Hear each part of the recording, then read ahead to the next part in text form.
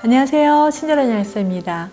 이번 시간에는 지난 시간에 이어서 갑상선 기능 항진증에 대해서 오늘 치료했던 사례 좀 두 분에 대해서 간단하게 말씀을 드리도록 하겠습니다. 한 분 같은 경우는 제가 앞서서도 좀 말씀을 드린 것 같은데 천식이 있는 환자인데 갑상선 기능 항진증이 있어요. 그거 굉장히 위험합니다. 천식도 숨을 쉬기가 어려운데 갑상선 기능 항진증 때문에 심장박동이 너무 빨라져요. 엄청 불안하겠죠. 숨쉬기도 어려운데 심장박동 막 빨라지고 불안하고 에너지 대사는 많아지고 산소 공급량은 부족하고 굉장히 힘든 환자분이었는데 이 갑상선 기능 항진증이 심해지면 심장박동이 빨라지잖아요. 그래서 심장박동을 좀 느리게 하는 그런 제제가 있습니다. 이 인데놀이라는 제제인데요. 그 인데놀을 같이 처방받아서 드신 분들이 많아요. 그러면 심장박동이 좀 느리게 가고 있거든요. 인데놀이라는 제제가 사실 음악하거나 이 현악을 하거나 피아노를 치시는 분들이 간혹 드시는 약이에요. 너무 떨리면 손발도 떨리고 심장박동이 빨라져서 심장박동을 좀 느리게 하는 그런 제제인데 인데놀을 드시면 좀 편해지겠죠. 그런데 여기서 인데놀이라는 제제가 천식 환자한테는 금기로 되어 있습니다. 기관지를 수축해버리거든요. 안 그래도 기관지 염증이 생겨서 길이 좁아져서 산소 공급이 안 되는데 이 약물의 부작용이 뭐냐면 기관지 수축시키는 거예요. 응급 상황이 발생이 된 거예요. 숨을 쉴 수가 없고 호흡이 막 갑자기 곤란해 오면서 응급실을 갔어요. 그런데 이 약을 처방받기 전에 이 환자는 두 과를 갔겠죠. 천식 내분비 갑상선 호르몬 때문에 갑상선 질환 때문에 내분비 내과를 가셨을 거고 처음에는 호흡기 내과를 가신 거예요. 그래서 호흡기 내과에서 처방 받으시고 대학병원 다니시는데 내분비 내과가 가셔서 이렇게 빠르면 이거 인데놀 써야 되겠는데 하고 쓴 거예요.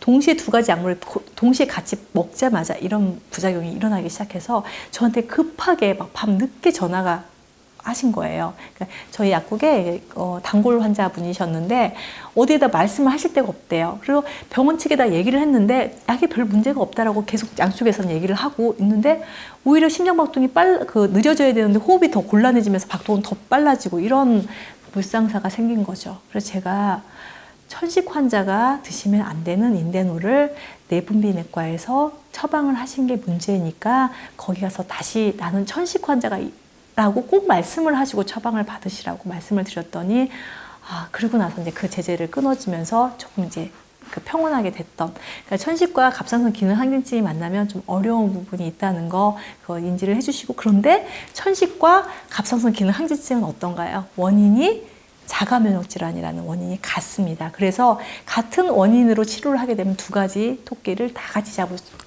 수 있는 케이스라는 거를 좀 생각하시면 똑같은 재료로 똑같은 원료로 이렇게 영양소를 구입해서 드셨는데 두 가지를 다 치료할 수 있다면 너무 해피한 거겠죠. 네, 이런 케이스 하나 말씀을 드리고요.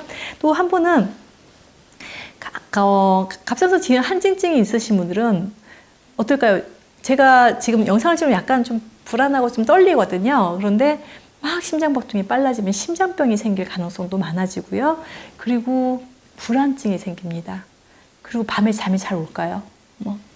심장이 떨고 있고 몸도 떨고 있으니까 밤에 잠을 못 자요. 그래서 항진증 환자분들이 그 다음 병원에 가시는 일이 뭐냐면 정신과를 되게 신경과를 이런 데 많이 가세요. 그래서 수면제를 복용을 하시고 또 갑자기 그런 증상이 왔다 갔다 하다 보니까 우울증이 생겨서 항우울제를 드시는 경우도 있고 신경안정제 이런 것들이 같이 중복되는 경우가 많아서요.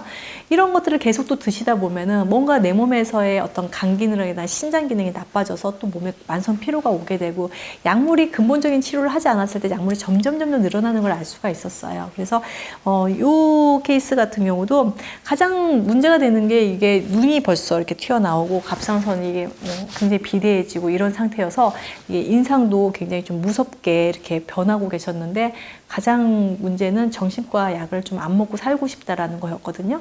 근데 제가 정신과 약을 안 먹게 할 수는 없고 갑상선 기능 항진증을 치료해 드릴게요 해서 이 부분에 대해서 치료가 들어갔더니 너무나 자연스럽게 우울증약이라든가 신경안정제나 이런 것들이 줄여가면서 끊을 수 있는 케이스였거든요. 그래서 어떤 원인 치료를 하지 않았을 때 약물이 점점 늘어나고 그 약물로 인해서 난 폐해 때문에 부작용 때문에 또 다른 고통을 겪어야 되는 것 때문에 저는 근본적인 치료 좀 난치 질환이라고 생각하시더라도 근본적인 치료에 좀 도전해 보시라고 오늘 희망의 메시지를 보여드리고 싶습니다. 그리고 제가 아토피 환자 중에서 검사했던 이 5분의 케이스를 보면요.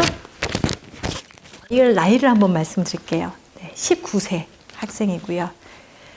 만으로는 18세인가 봐요. 그리고 여기는 13세, 60세, 36세, 그리고 20세.